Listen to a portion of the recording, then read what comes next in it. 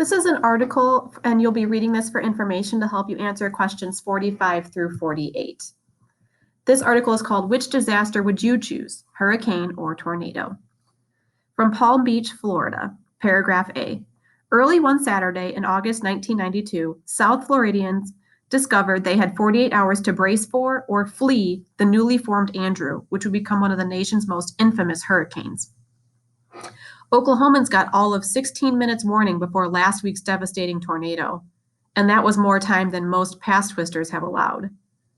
In a grim game of choose your poison, Floridians debate with their tornado-weary friends and family about which disaster they'd rather have. Hurricanes have a lot of cons: sustained, devastating winds, vicious storm surges, and damage over a wider area. But they're the one threat we can see coming, said Craig Fugate, director of the Federal Emergency Management Agency, or FEMA, who was Florida's emergency manager during 2004's spate of storms. No excuses for being unprepared. That advantage makes failing to prepare inexcusable, Fugate told the National Hurricane Conference in New Orleans in March. And yet studies have found, even with the start of hurricane season looming June 1st, that as many as 2 in 3 Florida residents say they have no plan for what they will do if a tropical storm threatens. Preparation helped only a little for Moore, Oklahoma last Monday. According to a preliminary National Weather Service summary, Monday's tornado was an EF5 with top winds of 200 to 210 miles per hour and was 1.3 miles wide. It was tracked on the ground for 50 minutes, an eternity for a tornado, and its damage zone was more than 17 miles wide. EF, short for the Enhanced Fujita Scale, is a measurement of a tornado's wind speed and the damage it causes. The scale ranges from 1 to 5, with 5 being the most powerful.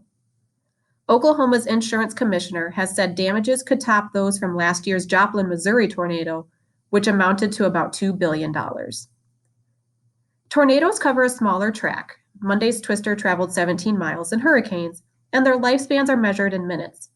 A tornado of EF2 or more, winds of 111 to 165 miles per hour, can destroy a structure in 4 seconds.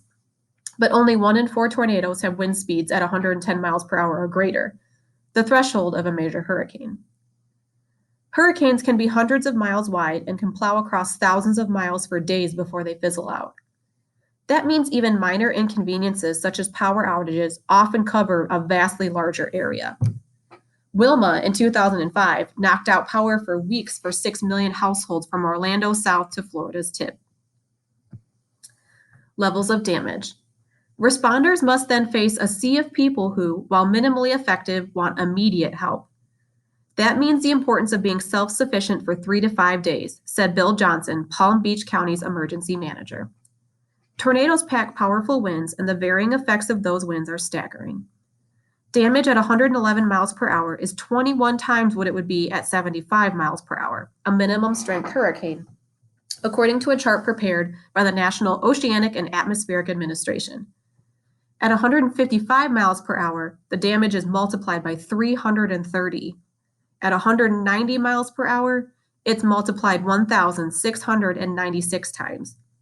Last week's tornado in Oklahoma topped that level, if only for seconds.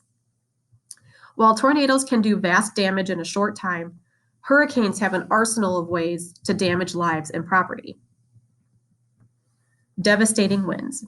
Hurricane winds can range to the top end of 155 miles per hour and can last for hours. As a result, they usually cause more property damage than deaths. The strongest winds of Hurricane Frances stayed in the Treasure Coast on Florida's Atlantic coast, with only a tiny corner of Palm Beach County experiencing hurricane-force gusts. But the storm pounded that area for 2 days, and those areas of wind did as much damage as a stronger, shorter storm. Andrew, one of only 3 Category 5 storms to strike the U.S. mainland, had top sustained winds of 165 miles per hour. As many as 500,000 people felt hurricane-force winds. Because people took precautions, only 15 died in South Florida. Category 5 is the strongest hurricane in the Saffir-Simpson scale. Sheets of rain.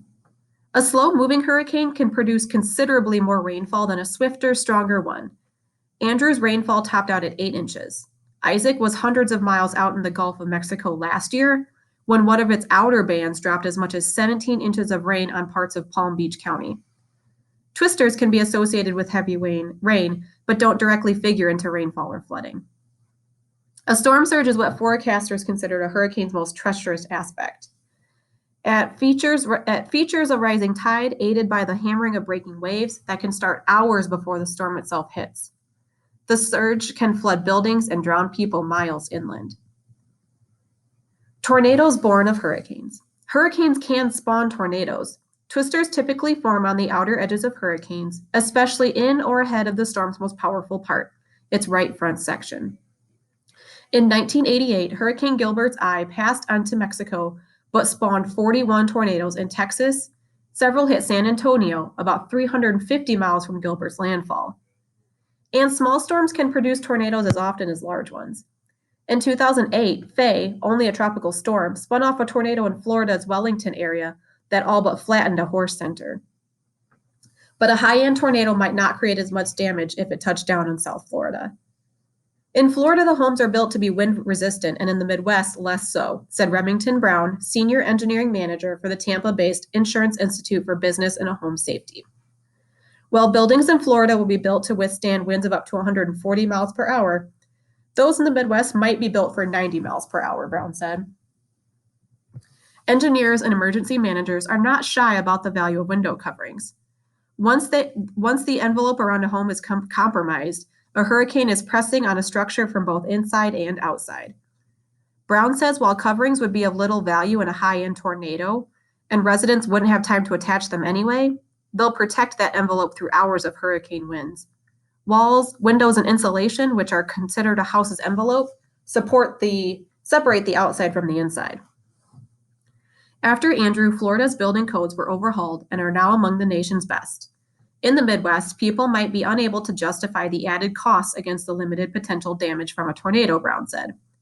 Still, tornadoes are so short-lived that most Midwesterners will never experience one, he added.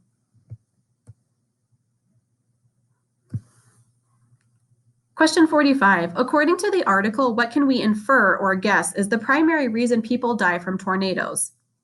Hint, our video told us that there was one thing that was the most significant way to prevent deaths in a tornado. A, the width of the tornado. B, lack of adequate warning. C, severe rain and flooding. Or D, wind speeds of 155 miles per hour.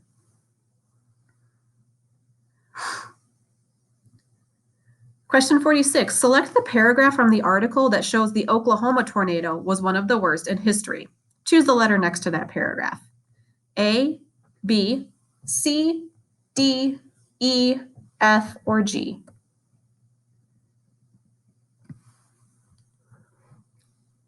Question 47. Which statement regarding hurricanes and tornadoes is true?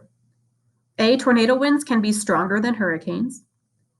B, hurricanes do not do as much harm to property as tornadoes. C, hurricanes always create tornadoes within themselves. Or D, tornadoes cover a larger area than hurricanes. Question 48. According to the article, why do the houses in Florida protect people from storms better than houses in the Midwest? A, all houses in Florida have storm shelters and basements, unlike homes in the Midwest. B, most of the houses in the Midwest do not have an envelope like the houses in Florida. C, Midwest homes have poor quality window coverings compared with Florida homes. Or D, Florida homes are built to be more wind resistant than the homes in the Midwest.